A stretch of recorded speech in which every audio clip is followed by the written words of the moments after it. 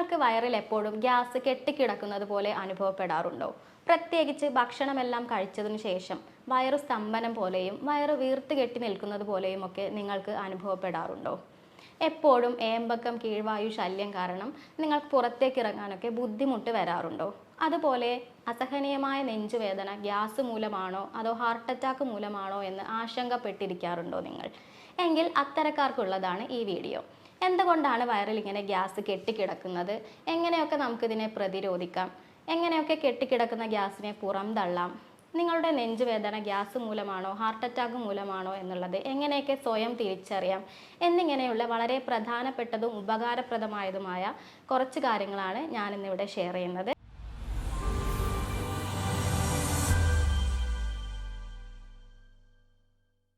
ഞാൻ doctor Sreekala, senior consultant, doctor Basil സോമിയോ hospital, Pandikkad, Malappuram ജില്ല.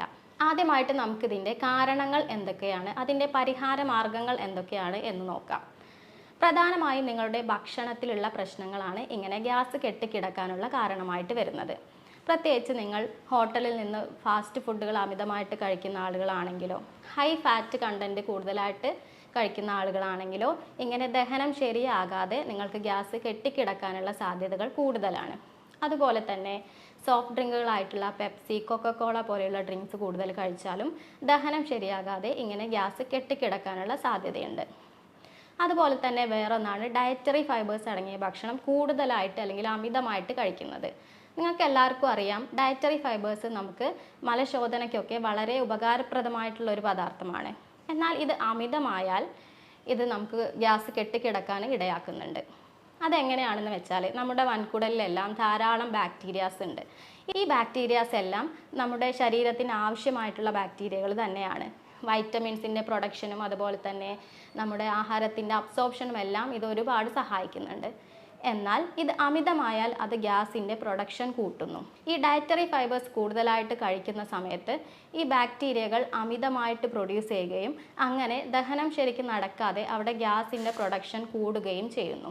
ഇങ്ങനെയുള്ളവർക്ക് അടിവയറ്റിലാണ് കൂടുതലായിട്ട് ഗ്യാസ് വന്ന് വീർത്ത് കെട്ടി നിൽക്കാറുള്ളത്. അതുപോലെ തന്നെ ഇടയ്ക്കിടയ്ക്ക് ടോയ്ലറ്റിൽ പോകാനുള്ള ടെൻഡൻസി ഉണ്ടാവുക, കീഴ്വായുവിൻ്റെ ബുദ്ധിമുട്ടുണ്ടാവുക എന്നിവയൊക്കെ സംഭവിക്കാം.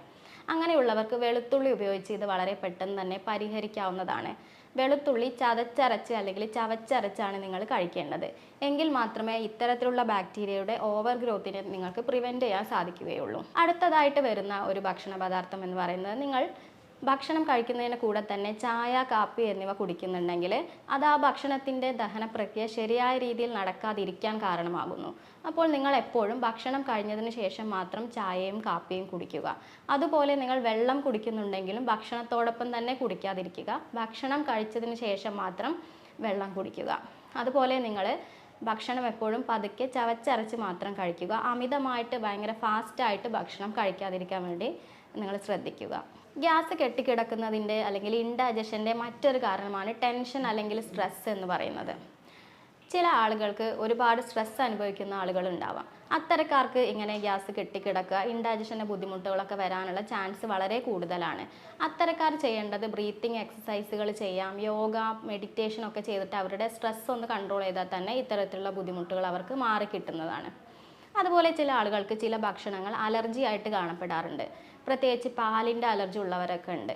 അപ്പോൾ അത്തരക്കാർക്ക് ഈ പാല് കുടിക്കുന്ന സമയത്ത് അത് കറക്റ്റായിട്ട് ദഹിക്കാതെ വരികയും അങ്ങനെ അവിടെ ഗ്യാസ് കെട്ടിക്കിടക്കുന്ന അവസ്ഥ ഉണ്ടാവുകയും ചെയ്യും. അപ്പോൾ നിങ്ങൾക്ക് ഏത് ഫുഡിനോടാണോ അലർജി ഉള്ളത് ആ ഭക്ഷണം നിങ്ങൾ പരമാവധി ഒന്ന് മാറ്റി നിർത്തുക. തൽക്കാലത്തേക്ക് അതൊന്ന് മാറ്റി നിർത്താൻ വേണ്ടി നിങ്ങൾ ശ്രദ്ധിക്കുക. ഇതിൻ്റെ മറ്റൊരു കാരണമാണ് എച്ച് പൈലോറി എന്ന ബാക്ടീരിയ. ചില ആളുകൾ എൻഡോസ്കോപ്പി എടുത്ത് നോക്കിയാൽ അതിൽ എച്ച് പൈലോറി പോസിറ്റീവ് എന്ന് കാണിക്കാറുണ്ട്. എച്ച് പൈലോറി ഒരു ബാഡ് ബാക്ടീരിയയാണ്. അത് നമ്മുടെ വയറ്റിൽ അൾസർ ഉണ്ടാക്കാനും ചിലപ്പോൾ ക്യാൻസർ ഉണ്ടാക്കാൻ വരെ കാരണമായേക്കാം. ഈ എച്ച് പൈലോറി ബാക്ടീരിയയുടെ ലോഡ് നമ്മുടെ ശരീരത്തിൽ കൂടിയാൽ അല്ലെങ്കിൽ ആമാശയത്തിൽ കൂടിയാൽ അത് ആസിഡിൻ്റെ പ്രൊഡക്ഷനെ കുറയ്ക്കാൻ കാരണമാകുന്നു. നമ്മുടെ ആമാശയത്തിൽ ദഹനം ശരിയായ രീതിയിൽ നടക്കണമെന്നുണ്ടെങ്കിൽ ആസിഡ് പ്രൊഡക്ഷൻ വേണം. പ്രത്യേകിച്ച് ഹൈഡ്രോക്ലോറിക് ആസിഡാണ് അവിടെയുള്ള ദഹനത്തിന് സഹായിക്കുന്നത്. എന്നാൽ ഈ എച്ച് പൈലോറി വരുന്ന സമയത്ത് ആ ആസിഡിൻ്റെ പ്രൊഡക്ഷൻ കുറയുകയും ഹൈപ്പോ അസിഡിറ്റി എന്ന് പറഞ്ഞൊരു കണ്ടീഷനിലേക്ക് പോവുകയും ചെയ്യും. ഇങ്ങനെ ഹൈപ്പോ അസിഡിറ്റി വരുന്ന സമയത്ത് എന്താണ് ഉണ്ടാകുന്നത് വെച്ചാൽ ബ്ലോട്ടിംഗ് ഉണ്ടായിരിക്കും, ഗ്യാസിൻ്റെ ഏമ്പക്കം പോലുള്ള ബുദ്ധിമുട്ടുകൾ, വയറ് സ്തംഭനം പോലുള്ള ബുദ്ധിമുട്ടുകളൊക്കെ വരാനുള്ള സാധ്യത കൂടുതലാണ്. അത്തരക്കാർക്ക് ആപ്പിൾ സിഡർ വിനേഗർ ഉപയോഗിച്ചിട്ട് ഇത് വളരെ ഫലപ്രദമായിട്ട് തന്നെ കൺട്രോൾ ചെയ്യാൻ പറ്റും. എല്ലാവർക്കും ഒരുപക്ഷെ അറിയാമായിരിക്കാം, ആപ്പിൾ സിഡർ വിനേഗർ ഇൻഡൈജഷന്, ഗ്യാസിൻ്റെ ബുദ്ധിമുട്ടിനൊക്കെ ഒരുപാട് പേര് ഉപയോഗിക്കുന്നുണ്ടാവും. എന്നാൽ ഇതെങ്ങനെയാണ് കറക്റ്റായിട്ടുള്ള രീതിയിൽ ഉപയോഗിക്കേണ്ടതെന്നോ എപ്പോഴാണ് കഴിക്കേണ്ടതെന്നോ പലർക്കും അറിയുമായിരിക്കില്ല. ആപ്പിൾ സിഡർ വിനേഗർ നിങ്ങൾ 1 ടീസ്പൂൺ 1 ഗ്ലാസ് വെള്ളത്തിൽ മിക്സ് ചെയ്തിട്ട് ഭക്ഷണത്തിന് 30 മിനിറ്റ് മുന്നെയാണ് ഇത് കുടിക്കേണ്ടത്.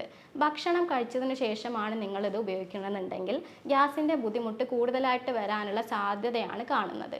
അതുപോലെ ആപ്പിൾ സിഡർ വിനേഗർ നിങ്ങൾ വാങ്ങുന്ന സമയത്ത് ഇത് 2 തരത്തിൽ മാർക്കറ്റിൽ അവൈലബിൾ ആണ്.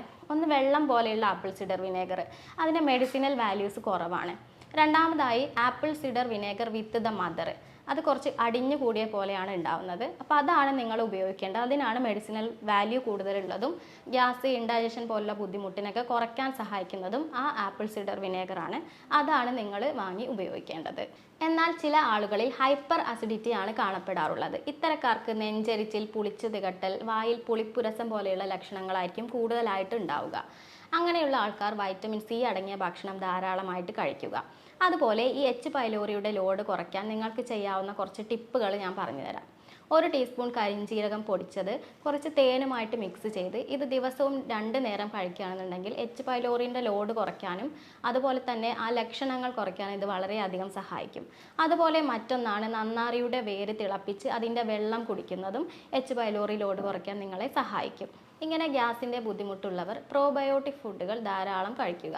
തൈര്, മോര് എന്നിവയൊക്കെ നല്ല പ്രോബയോട്ടിക് ഫുഡുകളാണ്. അപ്പോൾ അതൊക്കെ ഭക്ഷണത്തിൽ കൂടുതലായിട്ട് ഉൾപ്പെടുത്താൻ വേണ്ടി ശ്രദ്ധിക്കുക. അതുപോലെ തന്നെ ദിവസവും എക്സസൈസ് ചെയ്യുക. എന്നാൽ ഭക്ഷണം കഴിച്ച ഉടനെ തന്നെ എക്സസൈസ് ചെയ്യാതിരിക്കാൻ വേണ്ടി ശ്രദ്ധിക്കുക. അതുപോലെ തന്നെ നിങ്ങൾക്ക് ഏതെങ്കിലും ഭക്ഷണത്തിനോട് അലർജി ഉണ്ടെങ്കിൽ ആ ഭക്ഷണങ്ങൾ മാറ്റി നിർത്താൻ വേണ്ടിയും ശ്രദ്ധിക്കുക. നിങ്ങൾക്ക് വയറുവേദന ഉള്ള സമയത്ത് ആ വേദന ഒന്ന് പെട്ടെന്ന് കുറയ്ക്കാൻ വേണ്ടിയിട്ട് ഇങ്ങനെ ഒന്ന് ചെയ്തു നോക്കാം. വയറിൻ്റെ വലതുഭാഗത്ത് നിന്നും ഇടതുഭാഗത്തേക്ക് ഒന്ന് പ്രസ് ചെയ്ത് വിട്ടാൽ, അങ്ങനെ ഒരു 10 പ്രാവശ്യമൊക്കെ അടുപ്പിച്ച് ചെയ്യുകയാണെന്നുണ്ടെങ്കിൽ നിങ്ങൾക്ക് ആ വയറുവേദനയെ ഒന്ന് കൺട്രോൾ ചെയ്യാൻ സാധിക്കും. ഇനി ഞാൻ നേരത്തെ പറഞ്ഞതുപോലെ നെഞ്ചുവേദന അസഹനീയമായി വരുന്ന ആളുകൾക്ക് അത് ഗ്യാസ് മൂലമാണോ അതോ ഹാർട്ട് അറ്റാക്ക് മൂലമാണോ എന്നുള്ളത് സ്വയം എങ്ങനെ തിരിച്ചറിയാൻ സാധിക്കും, എന്തൊക്കെയാണ് അതിൻ്റെ അടയാളങ്ങൾ എന്ന് നോക്കാം. ഒന്നാമതായിട്ട് നിങ്ങൾ ഈ വേദന വരുന്നത് എന്തെങ്കിലും ഭക്ഷണം കഴിച്ചതിന് ശേഷമാണോ എന്നുള്ളതൊന്ന് ശ്രദ്ധിക്കുക.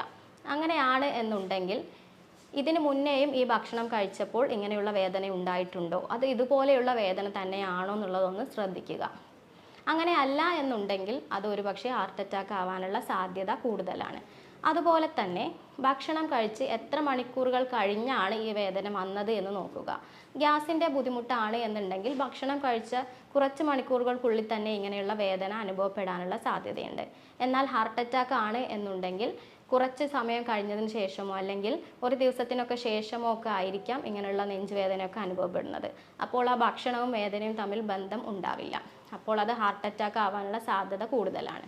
അതുപോലെ തന്നെ നിങ്ങൾക്ക് ഈ വേദന നടക്കുന്ന സമയത്ത് കൂടുന്നുണ്ടോ എന്നൊന്ന് ശ്രദ്ധിക്കുക. നടക്കുമ്പോൾ കൂടുന്നുണ്ടെങ്കിൽ അത് ഹാർട്ട് അറ്റാക്ക് ആവാനുള്ള സാധ്യതയാണ് കൂടുതലായിട്ട് കണ്ടുവരുന്നത്. കൂടാതെ ഇതിനോടൊപ്പം വിയർപ്പ്, തലചുറ്റൽ, കണ്ണിൽ ഇരുട്ട് വരിക, ശ്വാസം തിങ്ങൽ അങ്ങനെയുള്ള ബുദ്ധിമുട്ടുകളൊക്കെ ഉണ്ടെങ്കിലും മനസ്സിൽ വല്ലാത്തൊരു ഉൾഭയം തോന്നുന്നുണ്ടെങ്കിലും അത് ഹാർട്ട് അറ്റാക്ക് ആവാനുള്ള സാധ്യതയാണ് കൂടുതലായിട്ട് കാണുന്നത്. അതുപോലെ ഈ വേദന നിങ്ങൾക്ക് കൈകളിലേക്കോ പുറകിലേക്കോ റേഡിയേറ്റ് ചെയ്യുന്നുണ്ടെങ്കിലും അത് ഹാർട്ട് അറ്റാക്ക് ആവാനുള്ള സാധ്യതയാണ് കൂടുതലുള്ളത്.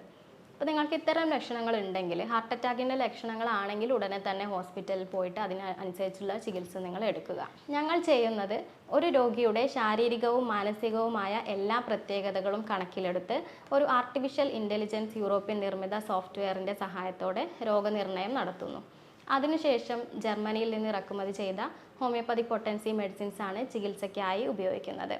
ഇത്തരത്തിൽ ഈ ഒരു ട്രീറ്റ്മെൻറ്റ് കൊടുത്ത് എൻ്റെ ഒരു എക്സ്പീരിയൻസിൽ ഒരുപാട് പേർക്ക് ഇങ്ങനെയുള്ള വയറുസ്തംഭനം പോലുള്ള ബുദ്ധിമുട്ടുകളും ഗ്യാസിൻ്റെ ബുദ്ധിമുട്ടുകളും മാറ്റിക്കൊടുക്കുവാൻ സാധിച്ചിട്ടുണ്ട്. ഹോസ്പിറ്റലിൽ നേരിട്ട് വരാൻ ബുദ്ധിമുട്ടുള്ളവരാണ് എന്നുണ്ടെങ്കിൽ ഓൺലൈനായിട്ടുള്ള കൺസൾട്ടേഷൻ എടുത്താൽ മരുന്നുകൾ വീട്ടിൽ എത്തിക്കുന്നതായിരിക്കും.